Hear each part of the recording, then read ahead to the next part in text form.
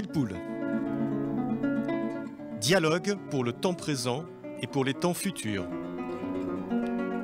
Une émission de Marc Wielinski, tous les dimanches de 13h à 14h sur RCJ. Où va notre monde? Comment mieux le comprendre? Que puis-je faire pour l'améliorer? Que m'est-il permis d'espérer? Une émission proposée avec la Fondation du judaïsme français.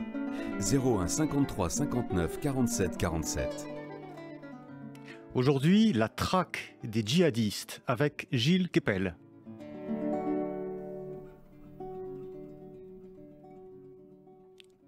Donc nous recevons dans Pile Poule aujourd'hui Gilles Kepel et nous allons plonger avec lui au cœur de la lutte antiterroriste.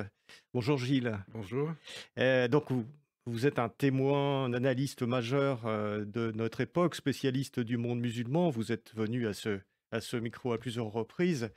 Et ça fait 40 ans que vous décryptez les logiques du djihadisme depuis ses racines idéologiques jusqu'à ses métamorphoses contemporaines, parce que le djihadisme se métamorphose en permanence, comme on va le voir. Et vous venez de coécrire un livre, Antiterrorisme, la traque des djihadistes, qui est publié chez Plomb, et que vous avez coécrit avec Jean-François Ricard, qui fut procureur national antiterroriste, et qui nous emmène avec vous dans cette guerre de l'ombre contre les djihadistes, une guerre qui est menée par des magistrats, des policiers, des analystes, qui depuis 30 ans ont permis quand même de déjouer un certain nombre d'attentats sur notre sol et en Europe aussi. Alors, c'est un livre à deux voix. C'est absolument passionnant et c'est en même temps très original. La voix du chercheur qui analyse les idéologies, les réseaux, les fractures du monde musulman et de l'autre, le travail du renseignement et la progressive judiciarisation, on pourrait dire, du terrorisme, et comment finalement le monde judiciaire a, en 40 ans, appris à traiter cette question du terrorisme qui, il y a 40 ans, était encore une connaissance qui était encore très balbutiante. Donc c'est un dialogue assez rare dans cet univers. Et donc qu'est-ce que ça vous a donné d'abord, vous, l'analyste, l'intellectuel, de travailler avec Jean-François Ricard, homme du terrain, procureur? Oui, enfin, lui et moi ne sommes plus en fonction. C'est-à-dire qu'on a été du reste poussés dehors en septembre 2024 au même moment. Donc ça crée des complicités. Et ça crée de la liberté. Absolument, une liberté absolue. Et ce qui m'a beaucoup fasciné, c'est que j'ai appris énormément de choses en écrivant ce livre. Et je crois Jean-François Ricard aussi. Notamment, vous voyez, là, dans l'actualité immédiate, quelqu'un vient d'être condamné à 20 ans de réclusion criminelle à perpétuité, un certain Sadiq Ben Bahlouli, qui était membre du groupe de Roubaix, qui avait été connu pour, en 1996, l'assaut qu'avait donné le RAID, les forces spécialisées de la police, contre leur planque dans la rue Henri Carrette à Roubaix, et dont un des dirigeants, justement, Lionel Dumont, vient de lui-même d'être libéré après avoir purgé 20 ans de prison. Mais il avait été arrêté à l'époque. Ben Bahlouli a fait 23 ans de cavale à l'étranger avant d'être repéré à un poste frontière et arrêté et condamné. Or, ce gang de Roubaix, auquel j'avais accordé de l'importance, mais sans maîtriser véritablement tout son réseau, est en réalité la matrice qui va permettre d'aboutir à Daesh. Alors que Al-Qaïda était quelque chose de très particulier, très structuré, très construit. Le groupe, le gang de Roubaix, qui activait à partir de la guerre en Bosnie à l'époque, où il avait connu des expériences de violence terribles, ensuite s'est reporté à travers des gens des buttes Chaumont, puis Le l'Irak, gang des le buts de fameux Chaumont. gang, la bande des buts de Chaumont, Ouais. puis avec les départs et les retours en Irak. Et tout cela a nourri un réseau qui était passé complètement sous les radars et qui va ensuite connaître son épanouissement avec les départs en Syrie et de nouveau en Irak, de Daesh, puis les attentats en France, etc. Et c'était quelque chose, par exemple, dont la connaissance me manquait. Pourquoi? Parce que ça n'était pas public, on pouvait rien lire là-dessus, il n'écrivait pas. Et bien évidemment, moi, je n'étais pas magistrat, et donc je ne me suis pas retrouvé à faire des enquêtes de police, ni à avoir en face de moi des gens que j'interrogeais, ni à mettre en place des procès, comme l'a fait Jean-François Ricard une fois qu'il est devenu procureur national antiterroriste. Et donc, pour moi, c'était la découverte d'un pan entier pour comprendre, pour l'intellection de ce phénomène, si vous voulez. De même, pour Jean-François Ricard, quand il a commencé dans les années 90, c'est lui qui notamment a fait l'investigation de l'attentat du RER Saint-Michel, hein, dont ça faisait 30 ans exactement cet été, le 25 juillet Grand attentat 1995, oui, avec des dizaines de morts. Le premier le premier véritablement attentat aveugle, finalement. Enfin, aveugle, oui et non, oui, parce qu'il tuait des gens qui étaient dans le métro, mais qui posait des questions, d'ailleurs pas complètement résolues. Dans quelle mesure le GIA était-il simplement l'expression des islamistes algériens radicaux qui voulaient faire tomber le régime, ou faisait-il l'objet d'une forme de manipulation de la part des services secrets de ce pays qui poussait le terrorisme vers l'extérieur, vers la France, qui préparerait ensuite la réconciliation contre l'ancien ennemi colonialiste, etc. Et d'ailleurs, nous ne sommes pas tout à fait d'accord. Jean-François Ricard, lui, à partir de la procédure, dit « je n'ai rien vu de tel ». Et bien sûr, ça fait les intérêts de l'Algérie à la fin, mais j'avais en face de moi des dirigeants djihadistes convaincus, ce qui n'exclut pas qu'ils aient pu être manipulés, alors que moi, rétrospectivement, je m'interroge sur le fait que, au fond, le djihadisme en Algérie a servi à mettre en place le régime qui est aujourd'hui sur place dans ce pays. Et donc, tout ça, donc le livre, c'est un dialogue ouvert. Alors, ce sont les pièces d'un puzzle épars qui, sans cela, seraient restées démembrées et que nous avons essayé d'intriquer les unes dans les autres. Vous voulez. C'est un livre à 4 mains. C'est pas un dialogue, hein, c'est écrit d'une plume. On s'échangeait les textes, et puis bon, j'ai fait la mise en forme synthétique, et globalement, mais c'est quelque chose qui d'une certaine façon, c'est un peu, vous avez un myope et un presbyte, ou un obsessionnel et un hystérique, et ça crée quelque chose de tout à fait original. De temps en temps, arrive un jeu. Et là, il y a une petite note qui dit JFR ou GK. J'avais en face de moi Boualem Ben Saïd, qui vient d'être lui aussi en fin de parcours, hein, qui est le cerveau des attentats, qui a purgé sa peine, mais il est libérable seulement à condition que l'Algérie le récupère. Et les Algériens ne veulent pas, pour des raisons qu'on ne comprend pas. On aurait pu échanger Boualem Ben Saïd contre Boualem Sansal, mais ça ne nous pas souhaité, sans doute. Et ça conforte un peu mon hypothèse, je pense, du reste. Mais, et donc, il dit, j'avais ce gars en face de moi, quand il a essayé de lui sauter dessus pour l'étrangler, sauvé par l'escorte gendarme. Mais donc là, c'est lui. Et quand j'étais en Égypte, quand Sadat a été assassiné, et là, il m'a dit, il y a écrit GK, c'est moi. Donc, on a essayé de faire ça en restituant une pluralité et, d'une certaine manière, d'écrire un livre qui soit, un livre n'est jamais définitif, mais qui apporte aujourd'hui le maximum d'informations et d'analyses sur une période terrible de notre histoire, dont on avait l'impression d'être toujours les spectateurs, dont on attendait la survenue sans pouvoir rien faire. Et précisément, comme vous l'avez dit tout à l'heure, la création en 2019 du parquet national antiterroriste, dont Jean-François Ricard a été le premier procureur, a permis à la justice de disposer d'une réflexion, d'une compétence, avec des magistrats qui ne faisaient que ça. Autrefois, vous aviez des juges qui étaient qui faisaient l'antiterrorisme le matin, les divorces, enfin, j'exagère un petit peu, hein, les divorces le soir, etc., et qui n'avaient pas de connaissances, ce qui fait qu'avec un avocat de luxe payé par tel ou tel pays de la région, disons, payé des fortunes, le gars s'en sortait.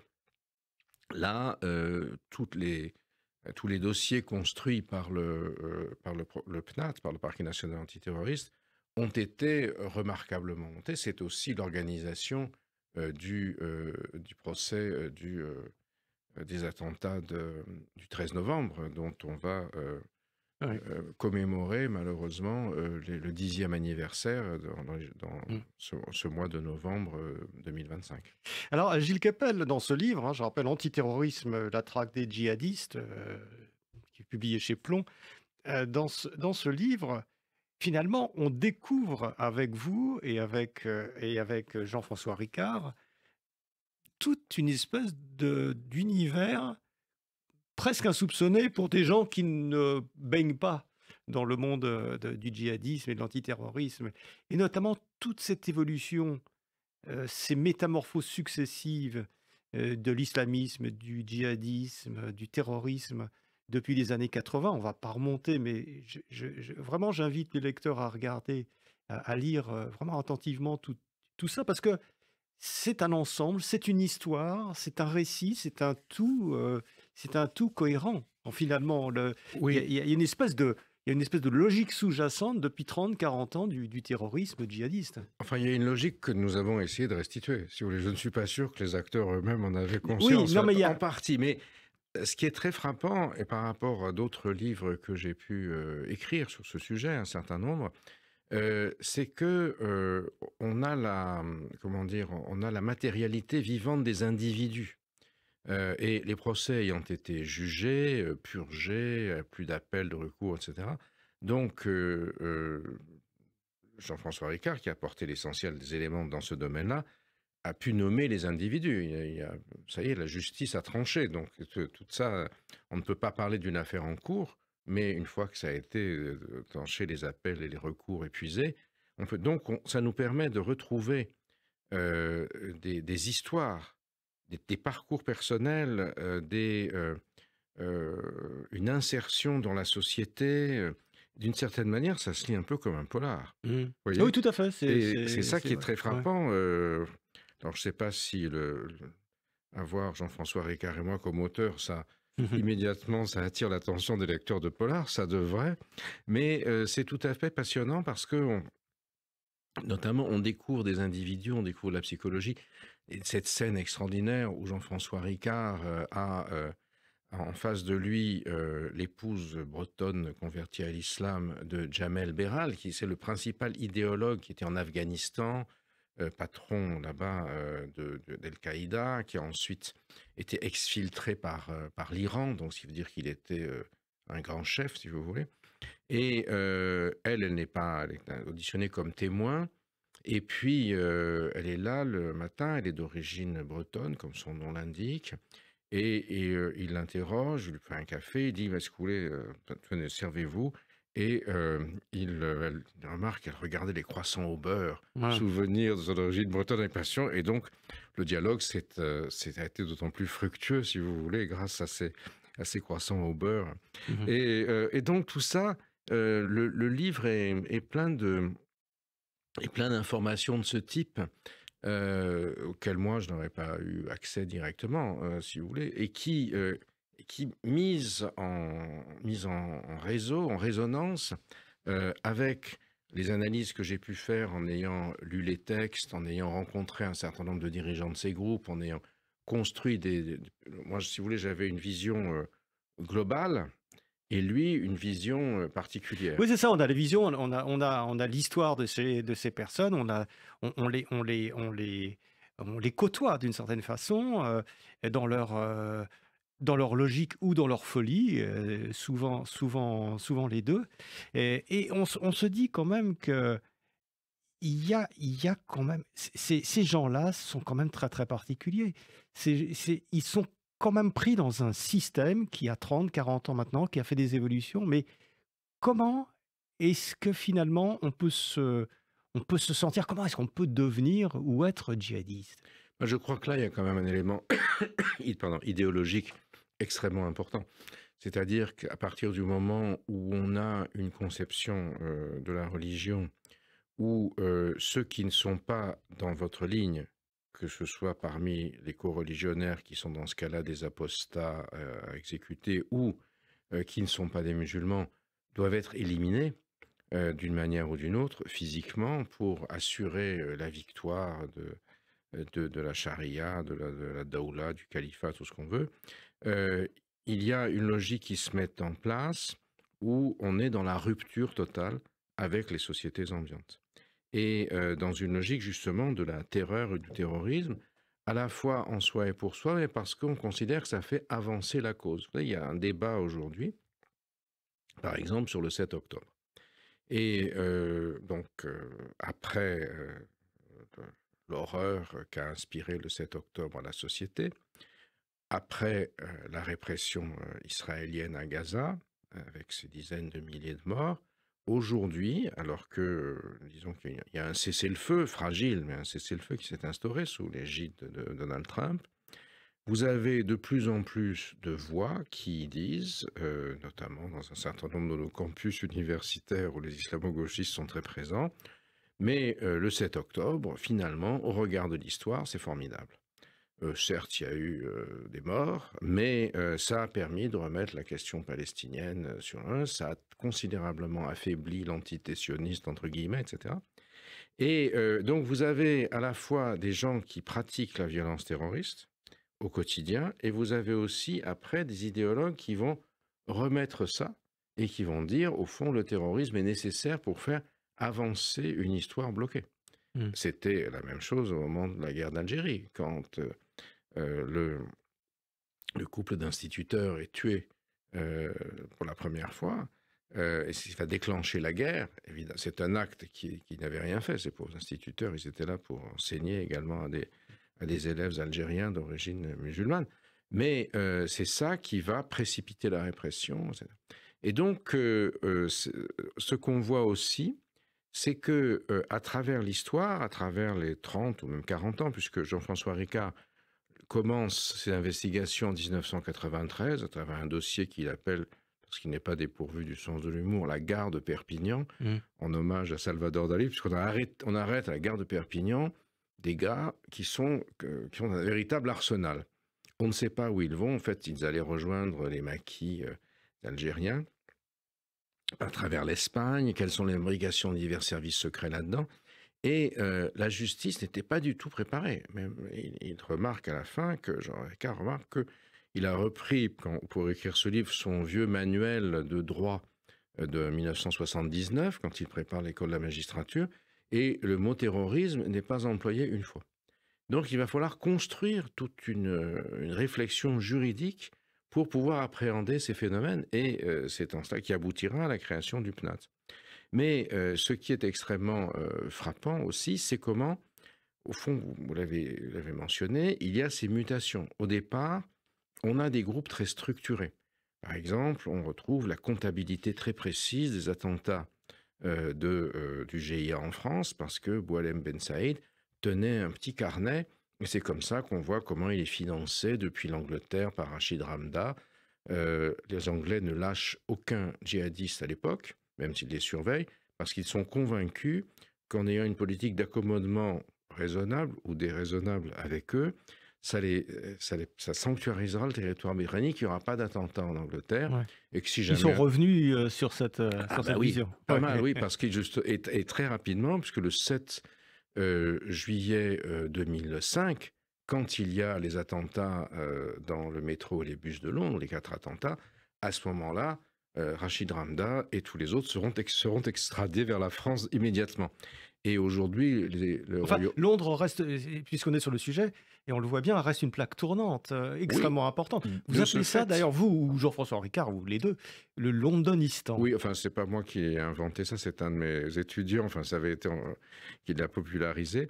Mais effectivement, on a appelé ça le Londonistan parce que les Anglais avaient cette illusion que à la fois, ça les prémunirait contre l'extrémisme de leur population religieuse musulmane, originaire du sous-continent indien, et d'autre part, qui pourrait faire des affaires ensuite avec les futurs gouvernements islamiques. C'est un peu la logique qu'il y a avec la Syrie aujourd'hui.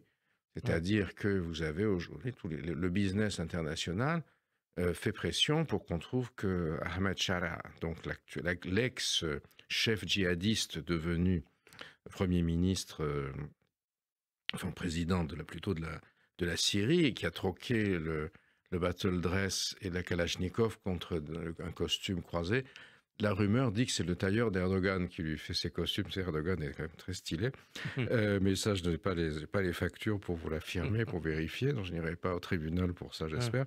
Mais, et donc, le milieu des affaires est très favorable à ce que, et au fond, il donne d'ailleurs des gages. Il vient d'attaquer le réduit des djihadistes français de Omar Homsen, dit Omar Diaby, le niçois. Et donc, vous voyez, les États aussi ont des logiques ou les intérêts financiers et commerciaux qui peuvent s'accommoder de ce type de mouvement, les récupérer. On ne peut pas rien. Oui, c'est-à-dire que les États, on a l'impression dans ce livre que les États, que ce soit la France, l'Angleterre, c'est pareil, enfin, les États structurés, démocratiques, parient toujours sur finalement un affaiblissement et puis une normalisation de ces groupes. Ou une possibilité de manipulation. Mais pour rentrer dans le vif du sujet, là, Israël n'a pas fait autre chose quand Bibi Netanyahou a lui-même choisi Yahya Sinwar pour l'envoyer à Gaza, pensant que ça allait faire exploser le système et qu'il n'y aurait pas d'ici, il ne pourrait pas y avoir d'alliance entre les deux morceaux de la Palestine, selon la célèbre expression de François Mauriac. J'aime tellement l'Allemagne que je suis content qu'il y en ait deux. Donc ils aiment tellement les Palestiniens qui voulaient deux Palestines. Voilà, et ça lui est ensuite retombé sur la figure, le 7 octobre, en étant l'une des conséquences, pas seulement de ça, mais d'autres choses. Et donc on voit bien comment ce qu'on peut nous considérer comme membres de la société civile, comme horreur de pactiser avec les terroristes, la logique des États ou des entités financières ou autres n'est pas toujours la même. Elle pense à d'autres affaires. Et à partir du moment où quelqu'un s'est emparé d'un État, d'un contrôle territorial, il a une autre légitimité, si vous voulez. Et les choses s'effacent dans la mémoire. Et ce que nous avons essayé de faire là, justement, c'est de travailler pour la mémoire, de fournir les matériaux d'un phénomène qui est, c'est pas pour dire n'oublierons jamais ou souviens-toi, mais chacun fera ce qu'il voudra, mais on ne pourra pas dire qu'on ne savait pas d'une certaine façon. Et ce qui est frappant aussi, ça je l'avais vu moi-même en lisant les textes, c'est l'évolution, c'est-à-dire on passe d'un mouvement qui est, disons, un peu modelé sur le léninisme, avec des donneurs d'ordre, des exécutants, un parti structuré, etc. Au fur et à mesure, un mouvement qui va épouser complètement les transformations du monde contemporain, la digitalisation, si j'ose dire, la dimension réticulaire. Il y a d'ailleurs des congruences étonnantes entre les idées de Gilles Deleuze sur le rhizome révolutionnaire face au marxisme d'après 68 et la façon dont Daesh sera construit en réseau, si vous voulez, et non pas en pyramide, contrairement à Al-Qaïda. Et au fond, comment on bascule de plus en plus, et ça, c'est quelque chose que j'avais vu de mon côté, mais qui a été assez conforté par ce livre, dans ce que j'ai appelé le djihadisme d'atmosphère, dont par exemple l'assassinat de Samuel Paty est une démonstration. Disons un mot de ce djihadisme d'atmosphère, c'est parce que c'est quand même le cœur de ce qui se passe depuis quelques années. C'est-à-dire que ce ne sont plus finalement des groupes structurés avec des actions, des buts, etc. Mais c'est une espèce d'atmosphère djihadiste auquel tout le monde peut se raccrocher et avec souvent des revendications a posteriori des différents attentats. Oui, parce que en fait, il faut quand même, on peut pas, tout le monde peut se raccrocher, mais pour s'y raccrocher, il faut subir un parcours. Oui. Un parcours d'endoctrinement qui peut venir de la communauté des pairs, PAIRS, très fréquemment, les amitiés de collège, de lycée, etc., de quartier surtout, mais aussi de l'ubiquité qu'ont aujourd'hui les réseaux sociaux, et qui transforme totalement les représentations du réel. Alors, il y a toujours eu dans l'histoire la concurrence entre le groupe des égaux par l'âge et ce que les parents transmettaient, les valeurs transmises par la génération précédente. Aujourd'hui, les réseaux sociaux sont plus forts que le prof du lycée, que le père qui est largué, qui d'ailleurs ne sait pas utiliser les réseaux sociaux aussi bien que le fils ou le petit-fils. Et c'est ça qui va créer cette atmosphère avec cette espèce de diffraction, si vous voulez. On le voit bien aujourd'hui avec la crise terrible de la lecture, du livre, de la librairie. Poursuivre un raisonnement sur la longue durée à la lecture d'un livre est devenu quelque chose qui est très difficile pour la jeune génération, puisque le téléphone vous offre de manière horizontale d'innombrables petits éléments avec un temps de lecture de 2 minutes, 45 secondes, qu'ensuite vous allez mettre en forme vous-même. Alors si vous êtes déjà structuré, intelligent, etc., vous pouvez construire des arborescences qui tiennent, mais si vous ne l'êtes pas, vous allez immédiatement vous saisir des machins les plus complotistes, les plus délirants, les plus exacerbés, les plus désinhibants, et à partir de là, vous êtes disponible pour le passage à l'acte, puisque finalement, les normes et les valeurs de la société où vous existez ont été complètement remises en compte, et ce sera le massacre, etc. Et ça, on le voit très bien avec Daesh, et précisément dans ce livre, dans Antiterrorisme, les éléments qu'apporte Jean-François Ricard à travers les interrogatoires de tous ces gens qu'il a reçus dans son cabinet de juge d'instruction, et ensuite ce qu'on a des procès et autres, montre cette très profonde déstructuration. Il raconte par exemple que l'une des personnes qu'il interroge, poursuivie pour infraction terroriste, justement, a été pendant quelque temps à l'hôpital parce qu'elle a fait une chute de cheval, fait de l'équitation à Paris. Il avait très peu de moyens, l'équitation ça coûte cher. Il lui a dit pourquoi on fait de l'équitation? Ah, parce que il y a un verset très connu du Coran qui dit rassemblez tout ce que vous pouvez de chevaux et d'attaques pour terroriser l'ennemi d'Allah et le vôtre. C'est d'ailleurs ce qui sera la justification. Il a pris au pied de la lettre. Oui, voilà. Mais voilà. Mais ce verset, là, qui est le verset 860, qui est très, très connu, utilisé par tous les djihadistes, le terme terroriser les ennemis d'Allah, c'est en torhiboun en arabe, et donc c'est ce qui va donner le mot irhab, c'est-à-dire le mot terrorisme. C'est ce qui légitime aux yeux des extrémistes, donc ils tirent l'explication pour eux, le terrorisme de manière religieuse. Vous voyez. Et donc, cet individu assez peu sophistiqué s'est allé jusqu'à prendre des leçons d'équitation pour être conforme à ce qu'il concevait être là. Et comment est-ce qu'il voit ça? À travers ce que lui disent les réseaux sociaux. Il n'y a pas un maître qui était capable de lui dire, voilà, ça c'est à prendre de sens métaphorique, ça c'est réel. Et c'est cet aplatissement, d'une certaine manière, du savoir que produit le monde de l'univers numérique, qui va déclencher, qui va rendre possible ce djihadisme d'atmosphère. Ouais. Alors, ce qui est effrayant dans ce djihadisme d'atmosphère, c'est que justement, je dirais qu'il est presque à la portée de tout le monde, avec des gens qui ont des formations parfois extrêmement courtes, qui connaissent finalement rien à la religion, ni qui ont peut-être été en Syrie quelques jours, qui reviennent et qui finalement jouent le rôle de leur vie en commentant, en perpétrant un acte terroriste. Oui, c'est ça, mais ça n'est pas que pour les djihadistes, malheureusement, c'est qu'un phénomène qui est le phénomène de notre temps.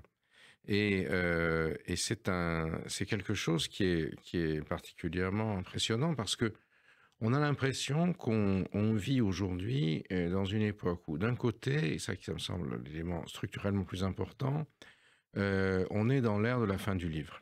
Et les librairies sont vides désormais, le numérique a remplacé le raisonnement long de la lecture du livre, est en train de disparaître en jeune génération. Et ça, c'est quelque chose de gigantesque. Ça revient avant Gutenberg, parce que surtout pour des religions du livre. Oui, c'est ça, tout à fait. Oui, c'est les religions du web maintenant, de certaine manière, il faudrait appeler ça. Et puis d'autre part, on est aussi à un moment, là précisément, dans ces années, fin du premier quart du XXIe siècle, dans un moment où toutes les institutions modernes, les normes qui avaient été créées d'abord après la défaite du nazisme en 1945, puis prolongées après celle du communisme en 1989, sont en train de voler en éclats.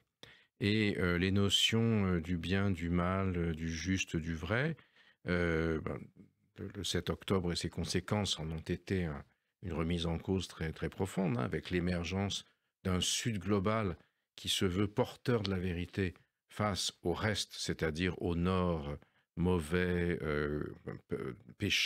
ayant péché par le colonialisme dont il doit rendre compte.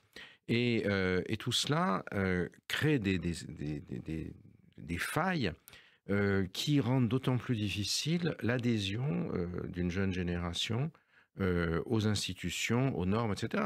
On le voit paradoxalement aussi en France, avec l'espèce d'effondrement de l'institution de la Ve République, à la suite de la dernière dissolution du Parlement, des majorités introuvables, et la montée en puissance aujourd'hui de ce qu'on appelle, face à un bloc central qui rappelle l'ancien marais ou marécage d'autrefois de la Révolution française, le bloc de l'extrême gauche très proche de la mouvance islamiste d'un côté, et de l'autre, le bloc de l'identitarisme d'extrême droite, qui aujourd'hui, selon encore les sondages, est en passe d'obtenir la majorité aux prochaines élections.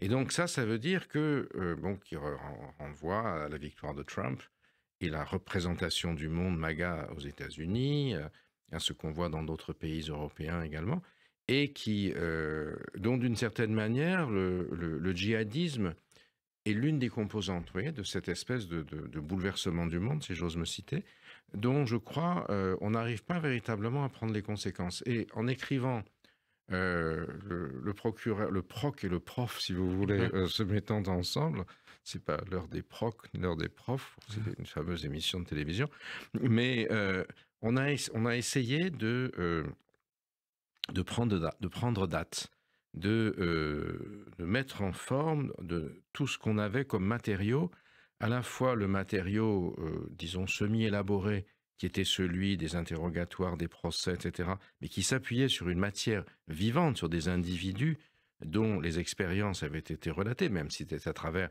la notion d'infraction, de délit, de crime, etc.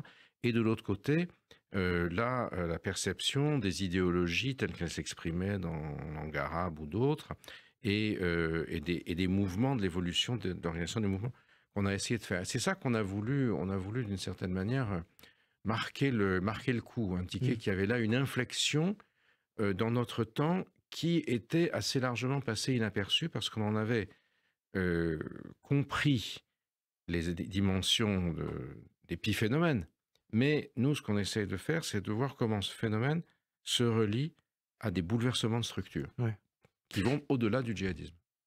Et il y a une dimension aussi dans votre livre, Gilles Kepel, antiterrorisme, donc la traque des djihadistes. Il y a une dimension qui est celle de l'apprentissage depuis 30 ans du monde judiciaire, du monde intellectuel et aussi de la police, etc. Vous l'avez dit tout à l'heure, il y a 30 ans, donc c'était l'attentat du GIA au métro Saint-Michel, tout le monde était dans la sidération. Personne ne comprenait ce qui se passait. Et on s'aperçoit quand même, peu à peu, et ça c'est un élément quand même assez intéressant et qu'il faut souligner, que les autorités françaises, la police, la justice, apprennent au fur et à mesure, commencent à devenir de plus en plus efficaces, au point quand même de déjouer beaucoup d'attentats. Alors, malheureusement, il y a eu beaucoup d'attentats qui ont fait beaucoup de morts, notamment dans les années 2015, 2016, etc. On a tous en tête les attentats des terrasses parisiennes, le Bataclan, Charlie, etc. Mais on en a déjoué de plus en plus d'une certaine façon. Il y a un vrai apprentissage quand même des démocraties, et notamment en France, sur ce djihadisme. Oui, tout à fait. C'est pour ça que le PNAT est quelque chose de si remarquable. C'est-à-dire que l'administration qui généralement ne s'intéresse pas au reste du monde. L'administration sait, puisque de toute façon c'est elle qui dicte les normes, etc. Et là, la justice s'est emparée de cette question à travers des gens comme Jean-François Ricard, en disant, voilà, on n'y connaît rien. Et il faut que nous allions chercher le savoir, la connaissance ailleurs, et en l'occurrence, en ce qui nous concerne tous les deux, et pour lui, à l'université. D'où le fait que on a écrit ce livre. On ne s'est pas connu le jour où on a écrit le livre, évidemment. Bien sûr, oui. C'était un moment où lui a pris sa retraite, et moi de même. C'était une volonté, si vous voulez, de raconter comment s'est construit cet apprentissage mutuel. Et moi de même, comme je vous l'ai déjà dit, j'ai également beaucoup appris, à part que autant moi, ce que j'écrivais était public, donc c'était à la disposition de toute personne qui avait encore envie de lire un livre à l'époque. En revanche, la procédure, elle n'était pas publique. Et elle n'a pu être rendue publique qu'à partir du moment où la chose a été jugée. Et donc, on a pu s'appuyer dessus. Et donc, c'était, je crois, le moment opportun de cette espèce de Bildung, comme on dirait, d'apprentissage des sociétés et des institutions face à un phénomène. Mais ce qui est aussi très frappant, c'est la manière dont, alors, en dépit des grands succès du PNAT, par exemple, j'avais, avant d'écrire ce livre avec Jean-François Ricard, je m'étais dit, la France a été sanctuarisée entre, disons, donc les attentats les attaques de Roubaix en 1996 et Mohamed Merah en 2012. Il n'y a pas d'attentat majeur en France, je me dis, parce que les services de répression, finalement, ont été efficaces, et Al-Qaïda ne voulait pas trop venir en France, il avait peur de se faire prendre. Il y avait cette dimension-là, mais en même temps, ce que j'ai découvert en lisant, enfin, à partir des documents de Jean-François Ricard et de sa pratique, c'est qu'il y avait toute une masse de groupes qui agissaient et qu'ils ont été, par exemple, les attentats les plus gigantesques qui étaient prévus au marché de Noël, la cathédrale de Strasbourg, ont été déjoués. Ouais. Grâce à la coopération, là, c'est tout ce qu'ils appellent les attentats Francfort 1 ou Francfort 2. Et on voit comment la pénétration des réseaux à l'avance a permis d'arrêter des individus au moment où ils allaient passer à l'acte. Puisque si vous les arrêtez trop tôt, vous n'avez pas de preuves, vous ne pouvez pas les faire condamner. Parce qu'il faut également arriver à trouver les éléments qui puissent convaincre un jury ensuite. Ouais. Mais c'est aussi le problème, parce qu'on a un peu... Le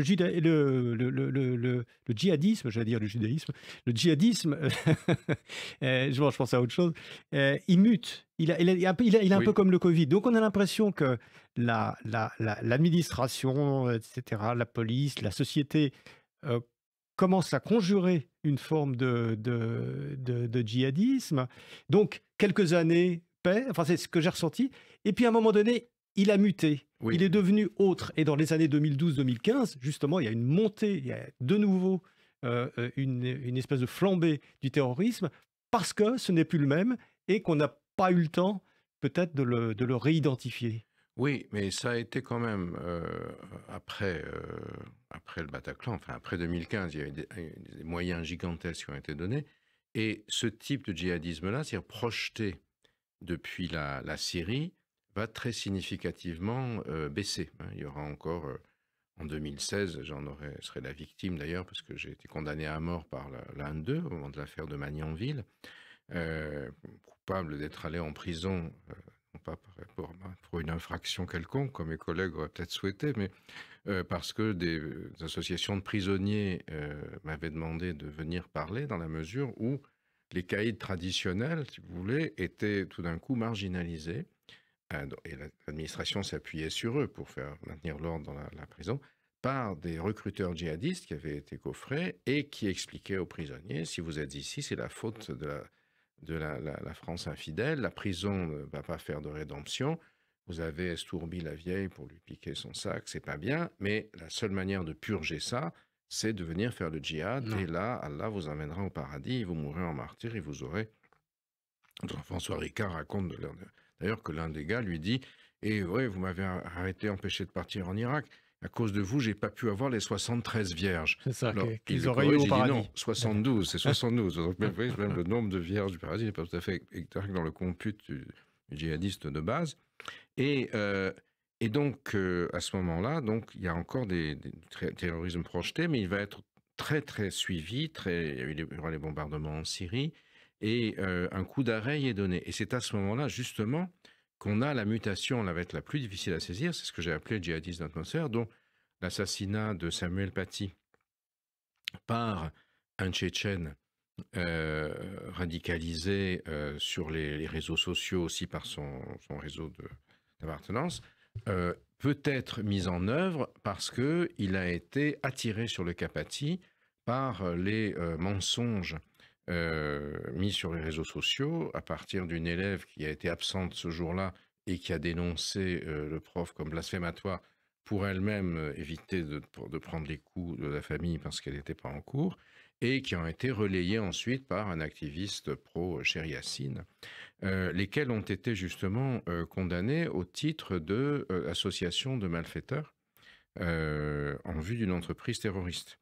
Et c'est-à-dire que ça n'est pas parce qu'on commet l'action directement soi-même qu'on va être seulement condamné, mais quand on crée les conditions qui vont permettre à un individu qu'on ne connaît pas forcément et qui ne vous connaît pas forcément de passer à l'acte à partir des éléments que vous avez fournis, vous êtes lourdement condamné aussi. Et ça, c'est la manière qu'on a trouvée, justement, que la justice a trouvée, pour lutter contre le djihadisme d'atmosphère si j'ose dire, en punissant aussi les météorologues, d'une certaine manière, et pas seulement les acteurs.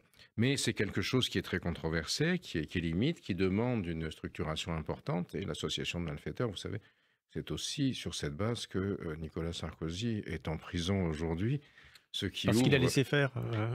Oui, ce qui ouvre toutes sortes de questions avec cette scène étonnante de son arrivée en prison où...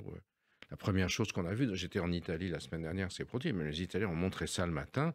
Là, les vidéos faites à la santé, pas très loin de là où nous sommes aujourd'hui, où un Algérien accuse Sarkozy en insultant d'être puni parce que c'est la mort de Kadhafi qui est vengée. Saïf el-Islam Kadhafi dit « j'attendais ce jour depuis tant d'années ».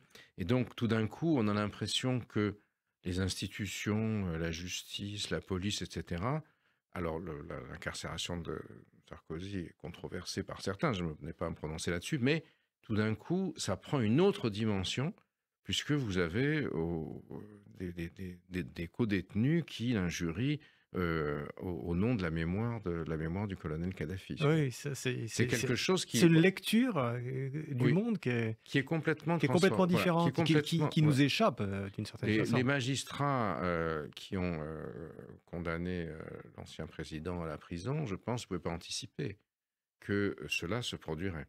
Se produit au moment où une autre personne il pouvait anticiper algérienne... qu'un homme comme Sarkozy, dans une prison où il y a de tout, et notamment des islamistes, il se passerait quand même quelque chose. C'est pourquoi on a mis 2 policiers dans une cellule à côté, probablement.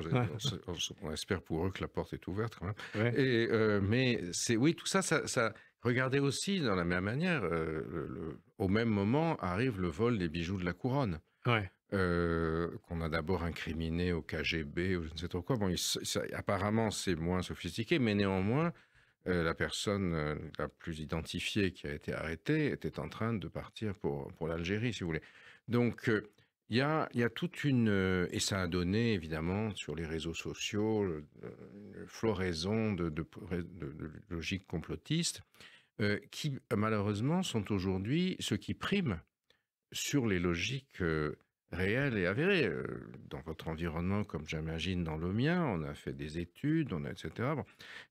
On a des gens qu'on fréquente, qu'on apprécie, etc., qui aujourd'hui considèrent que ce qui est écrit sur les réseaux sociaux complotistes, finalement, n'est pas complètement dénué de vérité.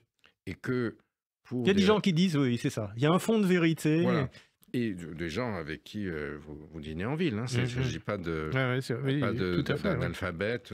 C'est très frappant et ça fait partie de cette espèce de...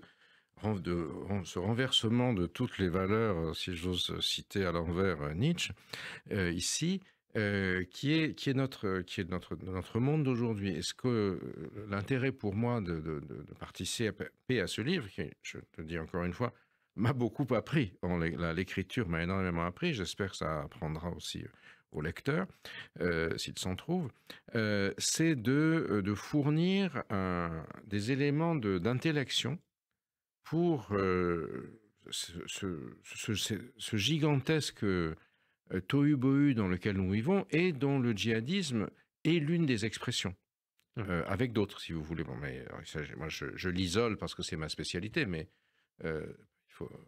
chacun voit midi à sa porte, mais bien évidemment, il fait partie d'un contexte qu'il faut aussi être capable de restituer. Gilles Kepel, nous sommes 10 ans après les attentats de 2015. La menace djihadiste est-elle aussi présente actuellement en France, en Europe? Alors, ces dernières semaines, on a vu quand même un certain nombre de signes. L'assassinat à Manchester lors du Kippour d'un pratiquant juif devant la synagogue. Bon, il y en a un autre par un Syrien naturalisé britannique qui avait lancé sa voiture dans la foule en solidarité avec les victimes de Gaza, les victimes d'Israël à Gaza. Un autre a été tué par la police britannique, qui n'est pas tout à fait au niveau apparemment. L'arrestation en Allemagne d'individus se disant proches du Hamas a vérifié qui allait préparer un attentat. L'arrestation en Belgique de 3 individus, dont un Tchétchène, qui avait installé à 2 maisons à Anvers, la résidence du Premier ministre belge, des drones destinés à le tuer. Les menaces proférées en ligne par Daesh contre la France. Donc tout cela, au moment où on a un phénomène délétère au Moyen-Orient, qui est la façon dont le cessez-le-feu entre Israël et Hamas se met plus ou moins en place et crée un terrain très inflammable. Tout cela demande, je crois, une assez grande vigilance. Au moment où arrivent un certain nombre de corps de prisonniers palestiniens dont on déclare qu'ils ont subi des tortures, des sévices, etc., ou avec le blocage du processus de paix, en dépit des tentatives américaines de mettre en place une espèce de force d'interposition, mais malheureusement, c'est fait à la manière très, très brouillonne de Trump. Et puis, le track record, si j'ose dire, des États-Unis en Irak et en Afghanistan n'augure pas forcément de choses tout à fait extraordinaires pour leur gestion d'un pays où ils ont pourtant remporté une victoire militaire, si vous voulez.